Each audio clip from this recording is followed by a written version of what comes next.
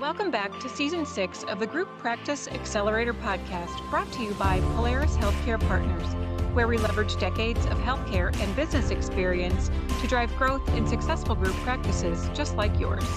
If you're a healthcare entrepreneur and you're interested in building, scaling, or exiting your group practice, you've found not only the industry's leading resource for business education, but a team of trusted advisors dedicated to helping you achieve and exceed your goals. In short, the team at Polaris creates clarity, confidence, and results.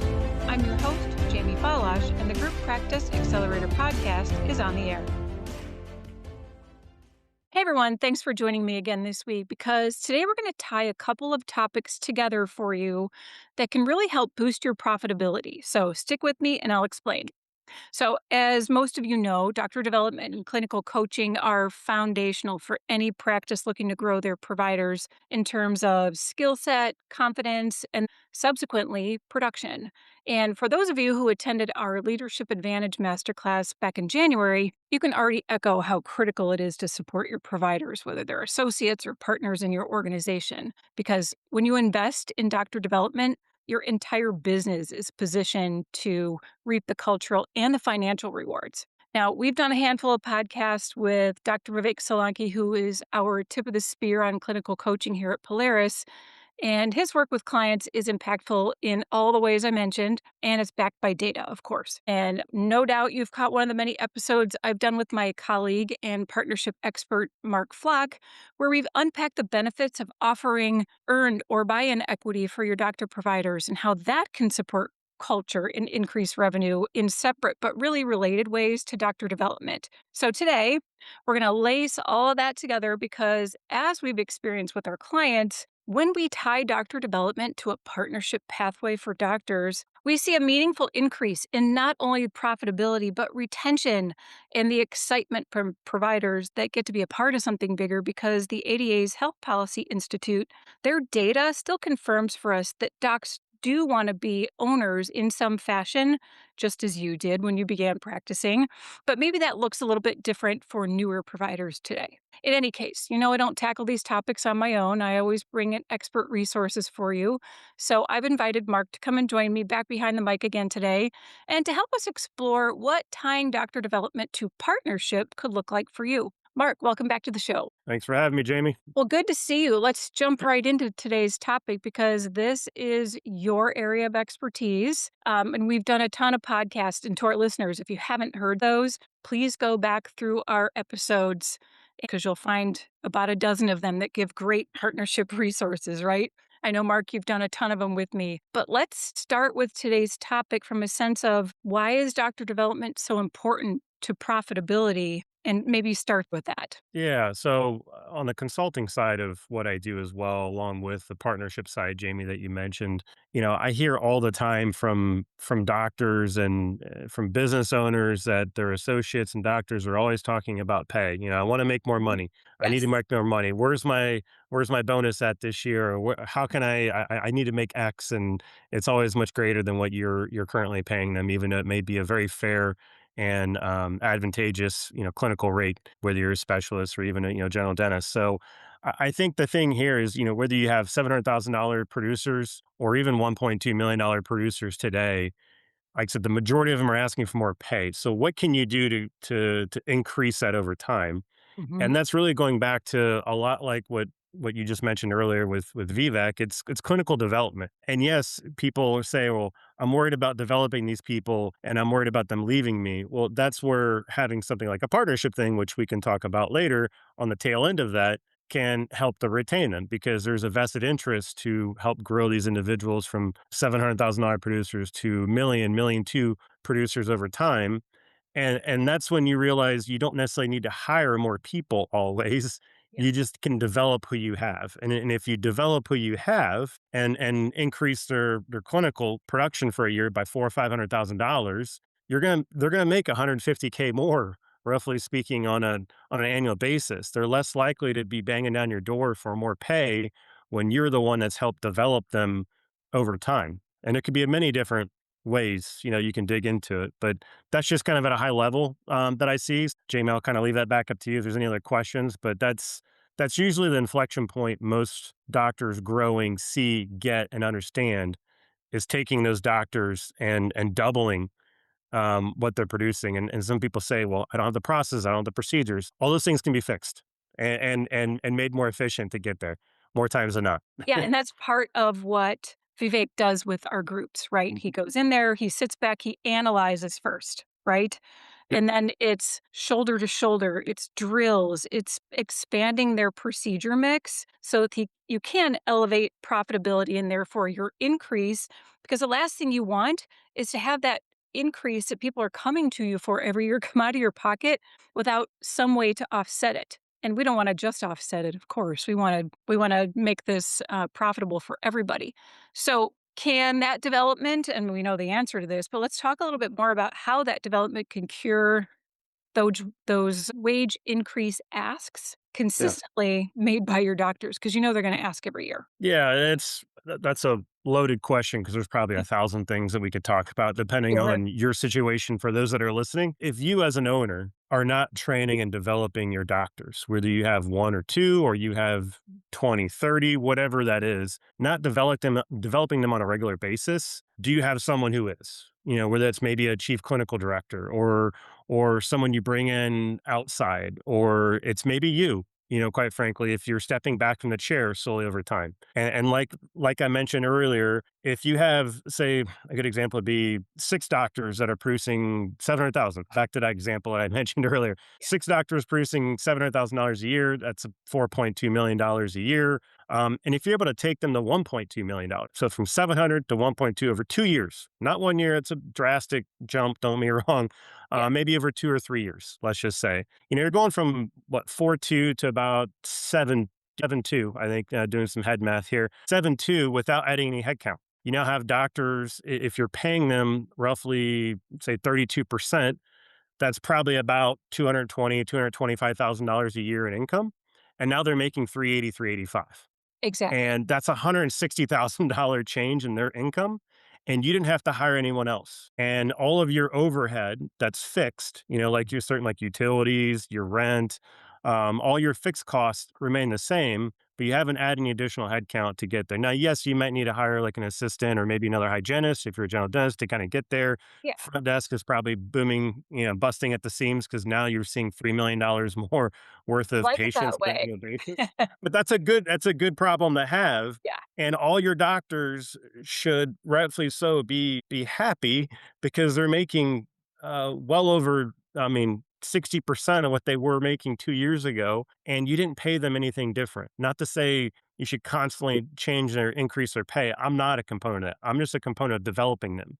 But it's a two-way street. I just want to be clear. It's a two-way street, you know, with your mentorship, you working on, you know, like scheduling, and blocking out the days for appointments, pre-appointment planning. I hate to use the word case acceptance, but developing their approach maybe with their patient discussions and how they're treatment planning and the follow-up on those cases that are not, you know, your patients that are not signing up. What yeah, procedures do you have in place? There's a ton of different efficiency things from the front desk to the middle individuals to the doctor at the end of the day. And one of those things that go wrong, you're not able to get that 1.2 seven because there's always a bottleneck. So, and then how quickly can you get patients in? You know, that's an important thing too. I hear a lot of times, well, I'm booked 2 months out. Okay, well, if you have an emergency case or you have a new patient and they can't see you for 2 months for whatever reasons, or heck, even a month, they're like most likely going to go somewhere else and call in and cancel potentially. You got to be able to get them in, you know, quickly. And then what is the doctor's schedules look like? You know, that's another thing to kind of look at from a business perspective. And then I'm going to go to the doctor, you know, at the end of the day, because in order to go from 700,000 to 1,200,000, they need to have some ownership 100% to that process. yeah. If they're not committed to growing, becoming a master of their craft and maybe adding on additional procedures or open to taking on these particular cases that kind of help out, potentially staying late every once in a while, not every day or every week type of thing, but you may have emergency cases, especially if you're on the surgical side of things that you need to take care of. Stay a little late and knock those out. At the same time, too, what are they doing to build their own brand? Because the practice itself or the business can only provide so many patients with the money that's coming in on, the profit and the money left over, sometimes the rest of it may need to be word of mouth, so great experiences with your patients, referring other people and peers that they know, having a brand in your community, being the best. If you're a prosthodontist, being the best prosthodontist. And I'm in Columbus, Ohio, so Columbus, Ohio, for that matter, or wherever you're at. So what are they doing to build their own brand so they can supplement what you're able to provide them? At the end of the day, your job as an owner is to give them kind of, put food on the table. And if they want to have extra, they want to have dessert, they need to provide some effort, in my opinion, as well, to kind of get that. And it's a win-win for both. They make more money, they build a brand that's worth it. They have more reoccurring patients coming off the street to see them. And that's it. And you can kind of look at it by, are they getting any referrals from patients over the last year? Has any of their past patients referred them in anyone? Are they going out and taking any CE courses? Or are they asking to do X, Y, or Z? This type of thing. So once again, it's a two-way street. I kind of shared a lot there, but that's how you go from 700 to 1.2. It's not just one thing. There's not a silver bullet there. It's a lot of different things working in the same direction. But that 700 to million two example is 160K potentially at that rate, which is a big number. It's a big number. So most doctors make in a year as an associate. So and that's the difference. Absolutely, and great points made there. I wanna rewind on something for our listeners, though, and because I wanna be crystal clear on this. Doctor development and clinical coaching is not a weekend course. Mhm. Full stop. This is not, I'm going away for a weekend to learn X, Y, and Z.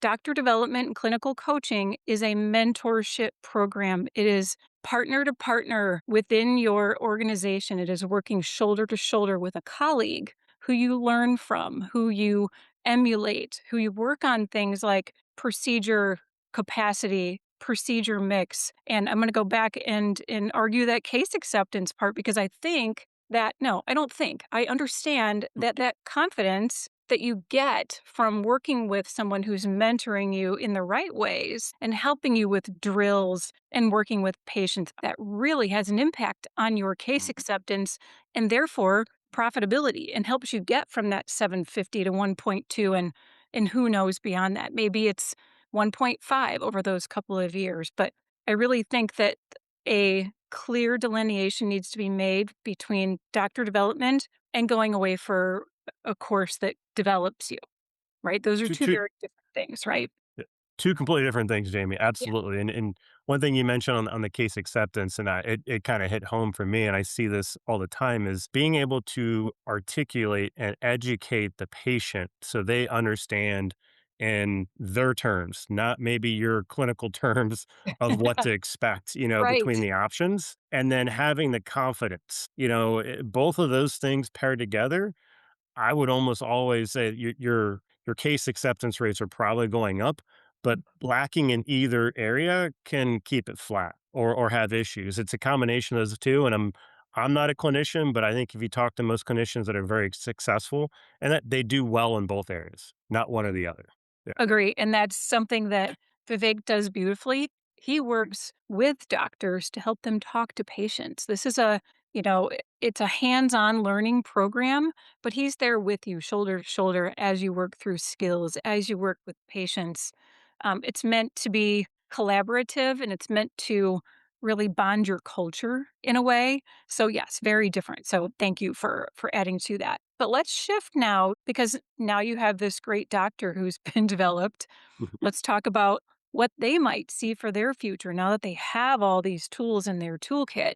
How would a partnership track work into their development plan? How do you see that? Yeah, so I mean, whether it's you're offering buy-ins, once they get to a certain point, they've earned the opportunity or have the seat at the table, you could offer buy-ins to them, and you could come up with a strategic plan. I do that with all my clients if that's the route that you want to go for, numerous amount of reasons, or it could be an earned equities type of solution based on their performance. So for those that, back to my example, I just used 700 and I think a million too. So if you say they're at $700,000 a day, there might be a target, I'd say a million two or somewhere in that range. Could be more, could be less. We would evaluate that.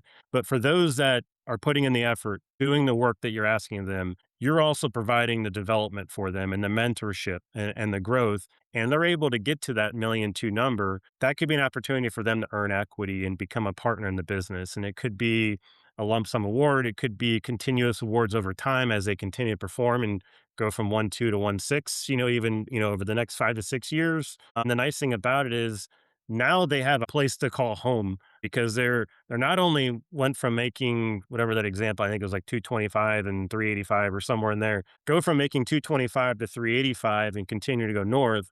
They're also adding equity to it. Where are they going to go elsewhere where they have their partner, their owner, I should say, has taken them clinically from 700,000 to almost double that and put in the time and effort to do so. Additionally, they're making almost double than when they first started working for you, and that's because of the time you put into them and the effort they've also created. And you're also allowing them to earn equity if they continue on that performance track. So it's where are they going to go that's offering all those things, and those are things that can separate you from your peers in your competition. Because I'd say 9 times out of 10, they're not offering either of those, or if not both of those. In some cases, it's just we expect you to show up, do the work, and we'll give you a check at the end of the day. So that can be a very strong retention tool for both you and for them. It's good for both parties because now, like I said, they can plant a flag, call it home, build up equity, create some wealth for them and their family as you continue to grow the business. At the same time, you don't have to continuously have to look to rehire someone. And the ones that are performing are being rewarded. And the ones that aren't can be your 8 to 5 people that show up, and that's great, but they're not earning equity. And they're not really helping you to row as quickly in the direction that you're looking for. Yeah, you made an So important that's yeah. you made a Go really ahead. important point there that it's not for everyone. And Mhm. having some skin in the game really motivates people. Like I said at the beginning of the podcast, creating that opportunity for ownership, even if it's small, creates excitement for something bigger than themselves. They're not just, clocking in at 8 and heading home at 5. When they have some ownership, they're more incentivized, literally, to create better profitability for the practice and for their patients. At the end of the day, that's who it's about, right? Doctor Yeah. development, not just it helps not only profitability, but it has to benefit the patient. That's who it's good for. And by default, it's going to help your partners, your practice, your profitability, all of that by default. Yeah, and not even just the retention. Retention is important, but it also could be as you grow, you're gonna need to hire new people. You may lose someone, or you just may be growing faster than your doctors can. There's a ceiling at some point. There always is. So they hit their ceiling. Is like, okay, I need to find 2 more associates. So imagine looking for that top tier doctor out there that's probably working somewhere else at this point in time, and you can have a conversation with them, and let's just say they're producing 7 8 $900,000 or whatever it is today at their current office, and you say, hey, in the last 2 years or last 3 years, we've taken all of our doctors that were doing $600,000 $700,000 a piece, and now they're all doing over $1.2 million over a matter of 2 years through our development program. This Yeah. is our development program. You kind of go through at a high level what your expectations, what you give them, how you mentor them, and what's expected of them. We were able to increase their income, back to my example earlier, by over 150K in those first 2 years. So they can come in understanding, okay, if I'm going to produce 700,000, I'm going to make say 32% of collections. I'm going to make 220, and then within 2 years, I can make 380 or 385, whatever that number is. And oh, by the way, we actually have a plan and path for a partnership for those that excel. In that 2 to 3 year period. Yeah. We now have 3 partners that were in that program that started where you were, if you come on board 2 years ago, that are now partners in the business. And we expect to have 3 more in the next 2 to 3 years. And we hope that you're one of them. That Yeah. conversation goes drastically different with the person you want than saying, hey, here's the offer, and take it or leave it type of thing.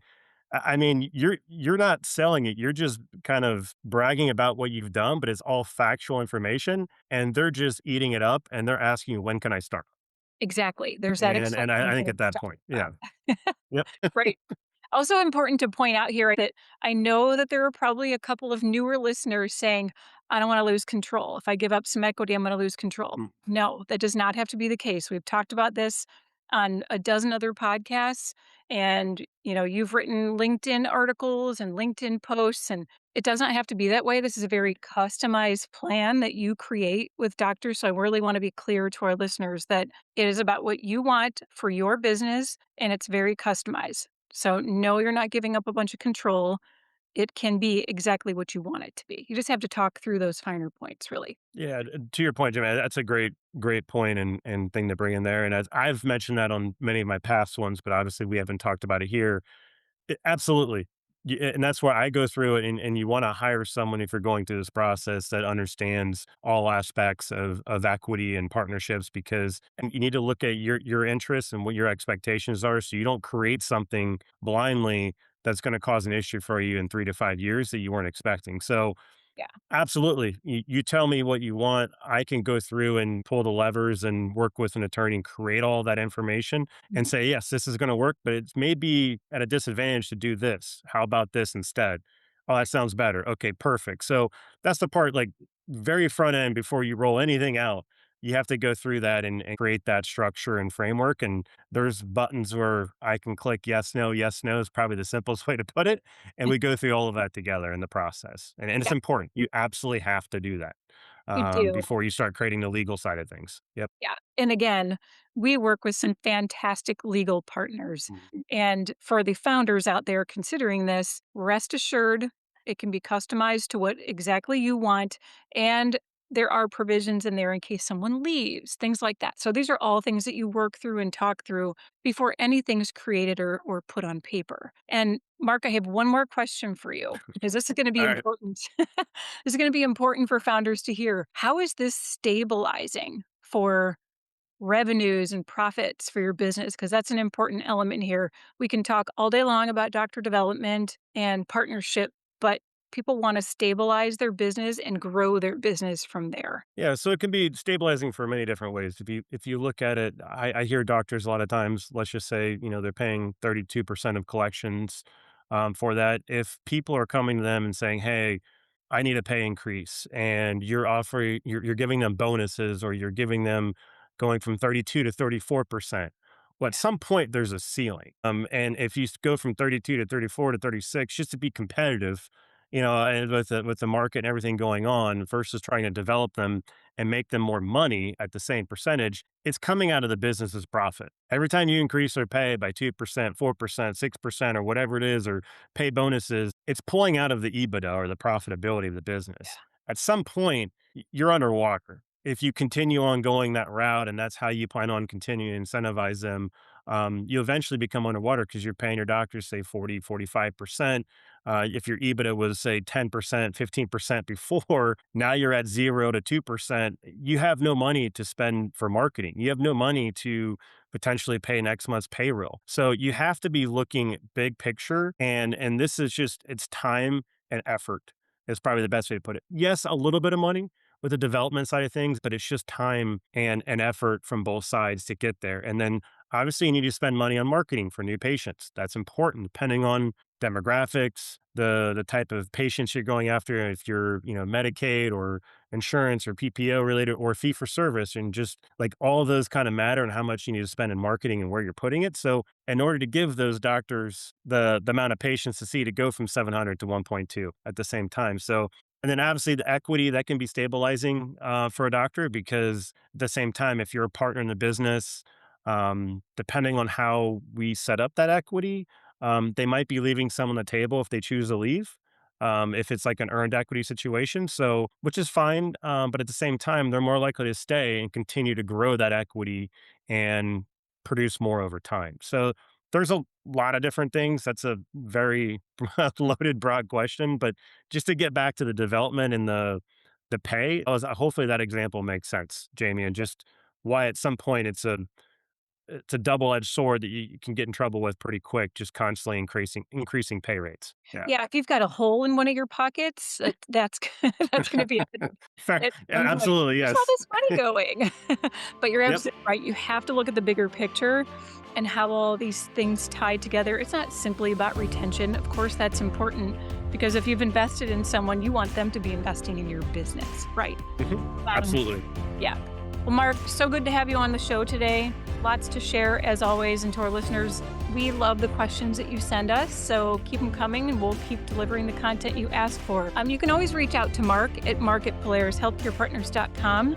Or you can reach us by going to our website and then click on that little contact us button, and we'll get back to you right away. Mark, thanks for being on the show today. Thank you. Thanks so much for being a loyal listener and subscriber. If you enjoyed today's episode, please share it with a colleague and be sure to leave us a rating on any of your favorite podcast platforms. We'll see you on the next episode of the Group Practice Accelerator podcast.